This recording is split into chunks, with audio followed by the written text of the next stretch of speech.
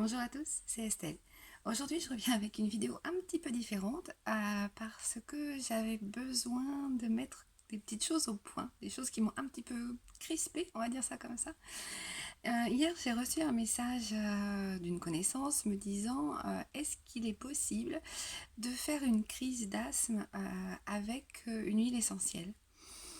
Évidemment, mon sang n'a fait qu'un tour et je me suis dit, oulala, les gars et les filles, je vous rappelle quand même qu'on est en pleine période d'épidémie, même de pandémie, avec un virus qu'on maîtrise mal. C'est quand même pas le moment de se retrouver aux urgences avec une crise d'asthme ou un problème cutané parce qu'on a pris une huile essentielle. Donc évidemment, ça m'a un petit peu interpellée et je me suis dit qu'il était grand temps que je fasse une vidéo un petit peu coup de gueule et surtout explicative. Il faut savoir le, que l'aromathérapie, c'est une science, qu'on étudie les composants des huiles essentielles, c'est ce qu'on appelle le chémotype, que vous retrouverez sur les boîtes d'huiles essentielles, et que c'est pas pour rien qu'on étudie les composants d'une huile essentielle, c'est parce qu'on sait que les huiles essentielles ont des composants puissants, mais qui peuvent aussi être toxiques, neurotoxiques, toxiques pour la peau, qui peuvent provoquer des crises d'asthme ou autres. Il faut savoir aussi que le diplôme d'aromathérapeute n'existe pas. Vous pouvez aller chercher sur internet et vous verrez que les seules personnes qui peuvent se prévaloir d'être aromathérapeutes, ce sont des médecins spécialisés en aromathérapie. Donc voilà, que les choses soient claires, à part un médecin qui s'est spécialisé, aromathérapeute, ça n'existe pas. Vous pouvez être spécialisé en aromathérapie, ça c'est pas un souci. Moi j'ai eu la chance d'être enseignée pendant plusieurs semaines, de nombreuses heures par un organisme agréé par les professionnels de santé, donc quelque chose de quand même assez sérieux.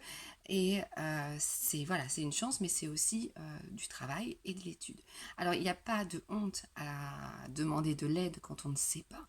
Moi, il y a plein de choses que j'ignore et heureusement, il y a autant d'huiles essentielles qu'il y a de plantes aromatiques, donc vous imaginez bien que même si ça fait 20 ans que je les conseille, je ne connais pas tout et loin de là. Voilà, simplement, il faut aussi se dire que c'est pas parce qu'on a fait 3 fois le tour d'un alambic en chantant J'aime les fleurs qu'on est aromathérapeute ou spécialisé en aromathérapie. Donc c'est un peu ça qui m'a perturbée parce que je me suis dit, voilà, il arrive un moment où il faut aussi dire les choses telles qu'elles sont et là, pour le coup, je dis les choses telles qu'elles sont. Je ne peux que vous conseiller de vous demander de l'aide si jamais vous avez un doute. C'est vraiment très très important. Il y a d'autres choses aussi que j'aimerais évoquer. Voilà, par exemple, les sprays assainissants que vous allez trouver en vente un peu partout.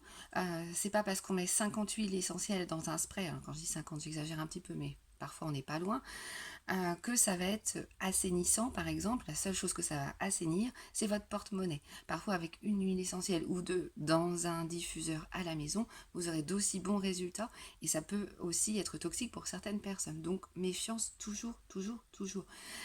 L'aromathérapie, c'est pas de la poudre de perlimpinpin, c'est vraiment actif et donc voilà. C'est pour ça aussi que je fais cette vidéo, c'est parce que je voulais d'abord mettre les choses au point et je voulais aussi pouvoir vous apporter mon aide dans la mesure de mes compétences.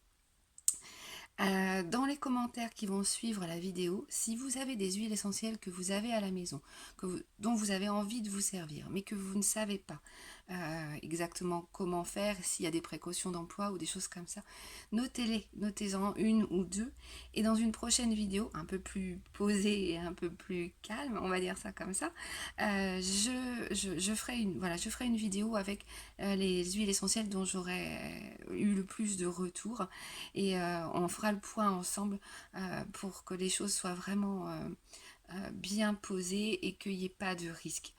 Prenez soin de vous, hein, c'est vraiment la priorité et comme je vous dis, c'est pas le moment de jouer aux apprentis sorciers. D'autre part, j'avais commencé une formation en ligne sur l'aromathérapie et là je vais la terminer. hein. Je vais la terminer, je pense, aujourd'hui pour pouvoir la mettre en ligne le plus rapidement possible. C'est déjà ce que je fais au cabinet, hein, donc là, je vais le mettre sur le web parce que ce sera accessible à beaucoup plus de personnes. Tout le monde ne peut pas venir jusqu'à mon cabinet. Mais voilà, ça va être fait très très rapidement. Et justement, je pense qu'à la suite de cette vidéo et avec les commentaires que j'aurai eus et la vidéo que je vais vous faire sur les conseils en aromathérapie, je vous mettrai le lien de la formation. Comme ça, les choses, elles seront posées. Comme je vous disais, prenez soin de vous, faites attention, demandez de l'aide, demandez conseil, il n'y a vraiment pas de honte. Et c'est même une bonne chose parce qu'on a toujours à apprendre. Je vous souhaite une très belle journée et puis je vous dis à très vite pour une vidéo sur l'aromathérapie. À bientôt.